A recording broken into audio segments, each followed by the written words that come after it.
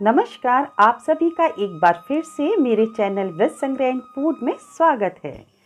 चलिए सबसे पहले ये जान लेते हैं ये संक्रांति होती क्या है और कहते किसे हैं और ये मकर संक्रांति क्या होती है। देखिए, साल में 12 महीने होते हैं और 12 ही राशियां होती हैं। सूर्यदेव हर महीने एक राशि में प्रवेश करते हैं और एक महीने उसी राशि में रहते हैं।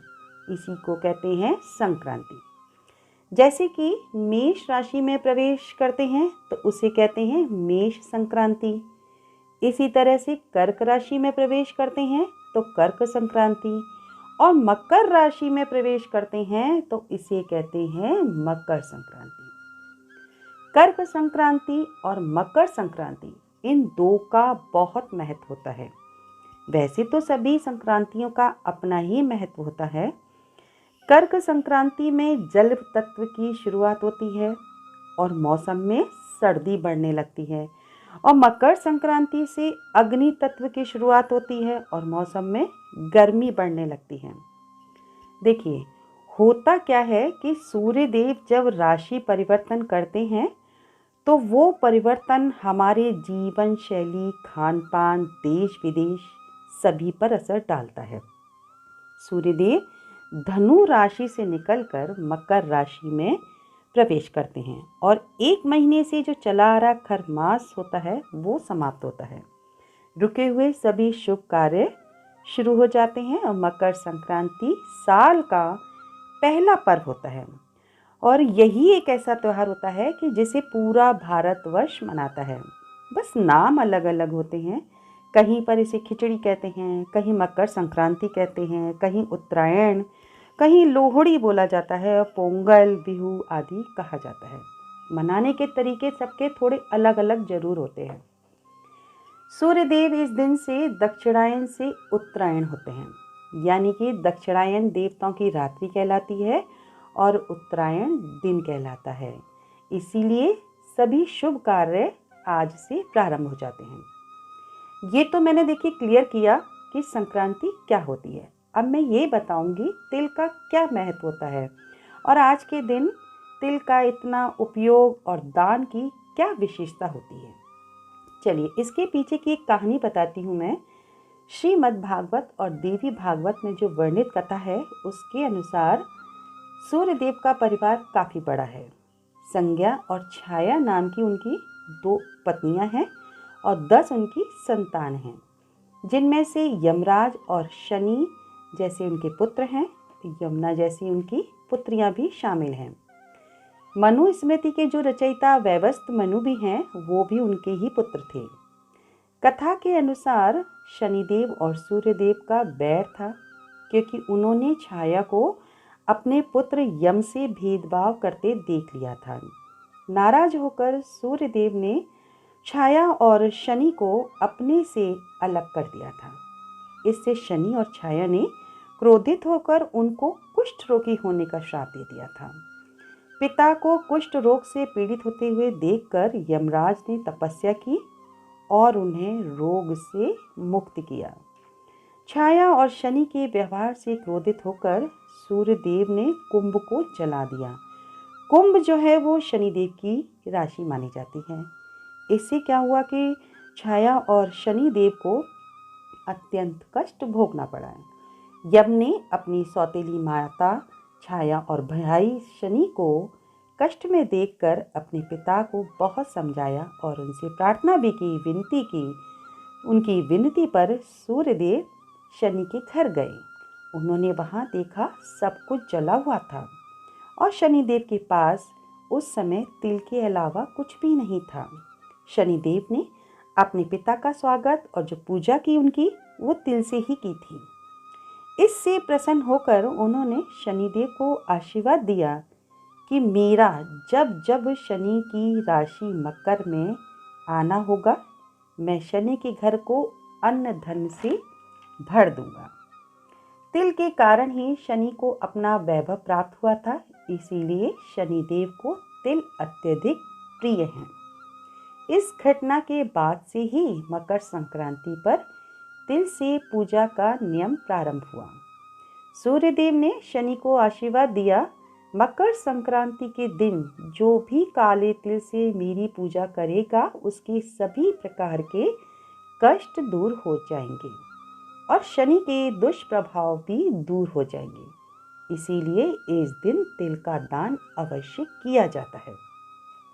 तो दोस्तों, ये दिन देवताओं का दिन होता है और इस दिन किए गए स्नान, जप, तप, दान आदि का फल अनंत गुना होता है। चलिए अब मैं बताती हूँ इसका शुभ मुहूर्त क्या होता है। 14 जनवरी 2022 को दोपहर 2:43 पर सूर्यदेव मकर राशि में प्रवेश करेंगे और जो दान पुण्य का पुण्य काल है वो मैं आपको बताती हूँ 2:43 से 5:44 तक, यानी कि 2:43 से 5:44 तक। और जो महापुण्य काल है वो है 2:43 से लेकर के शाम को 4:28 तक है। शास्त्र कहते हैं कि यदि हम पुण्य काल में दान करते हैं तो इनका फल जो है वो 100 गुना बढ़ जाता है। स्नान आदि आप सुबह ही कर लें, सूर्य नारायण को जल चढ़ा लें, लेकिन दान जो है वो उसी समय करिए। खास बात एक तो ये ध्यान रखनी है कि दान आदि करने से पहले आप भोजन ना करें। फल, दूध, चाय ऐसी चीज़ें ले सकते हैं। देखिए, दान जो है वो हर व्यक्ति को अपनी सामर्थ्य के अनुसार ही करता है व्यक्ति, और करना भी चाहिए। तो खास तौर से गुड़, तिल, चावल, चीनी है, घी है, कंबल है, वस्त्र है, अनाज है, खिचड़ी, ऐसी चीज़ों का दान तो सभी को करना ही चाहिए। अब वो ये है कि आप कितनी कितनी अपने अनुसार करना चाहते हैं, वो आपके ऊपर है। अब मैं आपको कुछ ऐसी खास उपाय बताऊंगी जिससे कि आपके ऊपर शनि देव और सूर्य देव की कृपा बनी रहे, जो कि आज के दिन यानी कि मकर संक्रांति के दिन ही ये उपाय आपको करने हैं। देखिए, यदि आपकी कुंडली में सूर्य खराब स्थिति में है तो एक तांबे का छोटा सा सिक्का ले सकते हैं, या कोई छोटा चौकोर हो, पीस हो, उसको आप लेकर के बहते हुए पानी में प्रवाहित कर दें। दूसरा क्या है कि इस दिन गुड़ और कच्चा चावल, ये दोनों चीज़ें लेकर बहते हुए पानी में बहा दें। यदि आप लाल कपड़े में गुड़ और गेहूँ बांधकर किसी ज़रूरतमंद व्यक्ति को देते हैं तो आपकी हर इच्छा जो है वो पूर्ण होगी। एक खास उपाय डायबिटीज़ वालों के लिए है जो मैं आपको बताती हूँ कि जिनकी डायबिटीज़ ऊपर नीचे होती है, उन्हें क्या करना है कि आप मकर संक्रांति के दिन भोले बाबा की कृपा से आपको ये उपाय यदि करते हैं तो जरूर लाभ मिलेगा। काले तिल लेकर के हाटकेश्वर महादेव का ध्यान करिए और उनका जाप करते रहिए मन में, और शिवलिंग पर उस काले तिल को आप चढ़ाते रहिए। हाटकेश्वर महादेव का मन में जाप करते हुए काले तिल को आप शिवलिंग पर चढ़ाइए। एक बात ध्यान रखिएगा कि उस समय जब आप पूजा कर रहे हो उनकी, तो कोई भी जल ना चढ़ाए उनके ऊपर। वहीं बैठ करके एक रुद्राक्ष की माला ले लीजिए और उनके नाम का आप जाप करिए।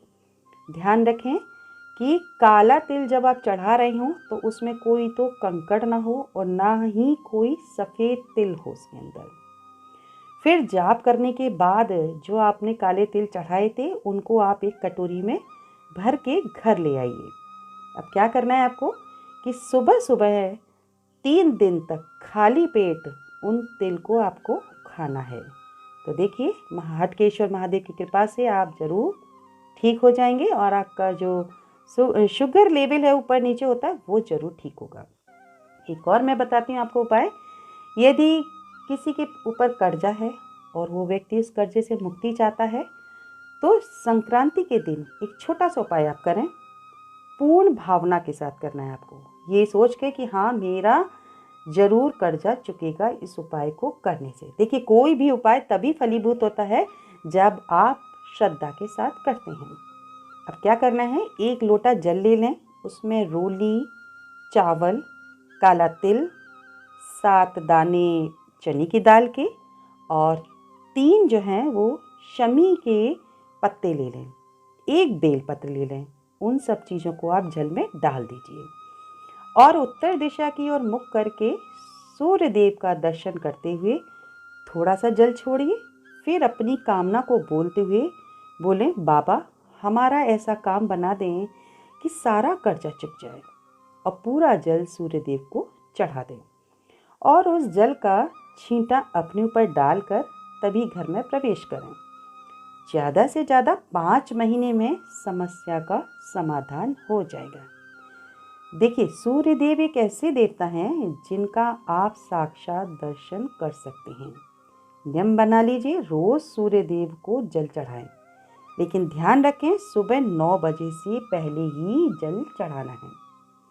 दूसरा है, जिस व्यक्ति के शरीर के किसी भी भाग में कंपन होता है, यानी कि हाथ किसी का कांपता है, कभी किसी के पैर में थोड़ी सी वाइब्रेशन होती है, तो ऐसे व्यक्ति को क्या करना है, जो सूर्य नारायण को आप जल चढ़ाएं उसमें काली मिर्च डाल दें उस जल के अंदर, तब जल को चढ़ाएं। और जल चढ़े हुए जल से थोड़ी सी जल की बूंदें लेकर के आप जो भाग आपका पार्ट कांपता है उस भाग पर आप लगा लीजिए। अब नेक्स्ट है, यदि आपकी ज़मीन पर किसी ने कब्जा कर लिया है तो ये उपाय जरूर करें। 5 पत्ते शमी पत्र के ले लें। शमी वृक्ष होता है, उसके 5 पत्ते ले लीजिए और 11 पत्ते आपको लेने हैं बेल पत्र के। इनको क्या करना है कि सूर्य देव पर आप 7 बार घुमाएं। उसके बाद श्री शिवाय नमस्तुभ्यम, श्री शिवाय नमस्तुभ्यम इस मंत्र का जाप करते हुए शिवलिंग पर चढ़ा दें। अब चढ़े हुए जल में से शमी पत्र उठा लें और उस जगह पर डाल दें। कुछ समय बाद ही उस जमीन पर कब्जा हट जाएगा। और यदि व्यापार ना चल रहा हो, स्वास्थ्य ना ठीक हो, तो उसके लिए काला तिल ले लें, बमूल का एक कांटा ले लें, किसी भी पेड़ की 5 पत्ती ले लें और अवधूतेश्वर महादेव का नाम लेते हुए 21 बार उस व्यक्ति के ऊपर से उसारें, यानी कि घुमाना है आपको 21 बार, जो व्यक्ति अस्वस्थ हो, और उसको आप चौराहे पर डाल दीजिए या बहते हुए पानी में डाल दें। व्यापार के लिए क्या करना है कि उसी सामान को आप 7 बार दुकान पर घुमाएंगे और व्यापार उसको भी बहते हुए पानी में डाल दें या चौराहे पर डाल दें। ये ध्यान रखना है कि ये जो भी उपाय हैं वो मकर संक्रांति के दिन ही दोपहर में 3 बजे से लेकर सायं 5 बजे तक ही करने हैं। चलिए एक खास उपाय और बताती हूँ, बहुत ध्यान से सुनना है इसको। जो भी तरीका बताया जा रहा है उसी के अनुसार आप उसको कीजिएगा। 14 कौड़ी ले लीजिए, संख्या में आप 14 कौड़ियाँ हों उनको ले लें और कच्चा दूध ले लें। उसके अंदर कच्चे दूध के अंदर आप 1-2 केसर की पत्ती भी डाल दें। यदि केसर ना हो तो थोड़ी सी हल्दी डाल दें। अब उन कौड़ियों को उसमें डाल दें दूध के अंदर। थोड़ी देर बाद उन कौड़ियों को निकाल लीजिए। शुद्ध जल हो, यदि गंगा जल हो तो और अच्छी बात है। एक प्लेट में रख के उन कौड़ियों को उससे धो लीजिए, साफ कर लीजिए और फिर एक प्लेट में रखकर माता लक्ष्मी के सामने उसको आप रख दीजिए। उनके सामने आपको 2 दिए जलाने हैं। एक दिया तो सरसों के तेल का जलाना है, एक दिया आपको घी का जलाना है। सरसों के तेल का यदि आप दिया जलाते हैं तो उसमें आप तिल के दाने डाल दीजिए, 2-4 दाने। यदि आपके पास तिली का तेल है तो फिर सरसों के तेल का नहीं जलाएंगे तो अच्छी बात है। तिली के तेल का जलाइए तो उसमें आपको तिल के दाने नहीं डालने हैं। अब क्या करना है कि तेल का जो दिया आपने जलाया है उसको तो आप बाईं तरफ रखें और जो घी का दिया है उसको आप दाईं तरफ रखें और ओम संक्रांत्याय नमः, ओम संक्रांत्याय नमः इस मंत्र का 14 बार जाप करेंगे। 12 बजे, दोपहर में 12 बजे क्या करेंगे, इन कौड़ियों को आप उठा लीजिए और कौड़ी को लाल रंग के कपड़े में बांध लीजिए। एक कौड़ी अपने पर्स में रख लें, एक कौड़ी भंडार गृह में रख दें। किचन में कहीं पर भी आप छुपा के रख दीजिए जिसकी कोई निगाह ना पहुँचे। मालूम पड़ा कि वो सफाई में कि कौड़ी फिक गई, इसलिए किचन में बहुत संभाल के आप रख दीजिए। अपनी अलमारी में रख लीजिए, अपने बेडरूम में रखें और जितनी बची हुई कौड़ियाँ होंगी उनको लाल कपड़े में बांध कर अपने पूजा स्थल में लक्ष्मी माता की तस्वीर के पीछे रख दीजिए। फिर और दिए को क्या करना है कि बराबर घी और तेल इतना डालते रहिए कि वो शाम तक जले। शाम को क्या करना है कि उन दियों की एक तो जगह बदल देनी है आपको, दाएं वाला बाईं तरफ, बाएं वाला दाईं तरफ। उसके बाद घी का दिया शाम को तुलसा जी पे चढ़ा दीजिए, वहाँ पे जल रख दीजिए तुलसा जी के सामने। और जो वो तेल का दिया है उसे आप अपनी घर की दहलीज पर रख दें। इससे क्या होगा कि आपके जीवन में जितनी भी परेशानियां आती जाती हैं, बाधाएं जितनी भी हैं, वो सभी दूर होंगी, आपके कार्य की बाधाएं, और घर में सुख समृद्धि बढ़ेगी। विष्णु पुराण के एक वृत्तांत के अनुसार एक बार क्या हुआ था कि महादेव जी और नारायण भगवान गंगा स्नान के लिए एक ही दिन और एक ही समय गए। वो समय मकर संक्रांति का ही दिन था। लक्ष्मी माँ ने गुप्त रूप से उन दोनों को देख लिया। नारायण ने शिवजी से कहा, देखा प्रभु, लक्ष्मी ने हमें देख लिया है। महादेव जी मुस्कुराए, बोले, हमने उन्हें देख लिया है गुप्त रूप से झांकते हुए, और आशीर्वाद भी दे दिया है कि आज के दिन जो भी व्यक्ति गुप्त रूप से लक्ष्मी का दान करेगा, कोई भी परेशानी, कोई भी बड़ी बीमारी उसके घर में प्रवेश नहीं करेगी। इसीलिए संक्रांति के दिन एक ये खास उपाय आप अवश्य करें। बहुत ही इजी उपाय है ये, आप कर सकते हैं आराम से। गुड़ और तिल का लड्डू तो सभी के घर में बनता ही बनता है। तो क्या करना है, गुड़ और तिल का लड्डू बनाइए और उसके अंदर कोई भी लक्ष्मी, चांदी का सिक्का रखना चाहते हैं, चाहे कैसा भी सिक्का, आप उसके अंदर छुपा करके रख दीजिए, पैसे जो भी हों, और मंदिर में जाकर उसको भगवान के आगे चढ़ा आइए। यदि चाहें तो आप 14 लड्डू बना कर रख सकते हैं, और नहीं तो आप एक लड्डू भी चढ़ाकर आ जाए माता लक्ष्मी के आगे या भगवान नारायण के आगे, और आप उसको रख के आ जाइए। तो दोस्तों, आज के दिन सूर्य देव को एक तो जल जरूर चढ़ाइए, शनिदेव के मंत्र का जाप जरूर करें, घर में खिचड़ी बनाएं और भगवान का भोग भी खिचड़ी से ही लगाएं। अब मैं आपको बताती हूँ कि प्रत्येक राशि वाले को क्या क्या दान तो जरूर करना ही है। बाकी तो सब करिए आप, लेकिन जो करना है खास तौर से जिस राशि वाले को, वो राशि के अकॉर्डिंग मैं आपको बताती हूँ। पहला है मेष राशि।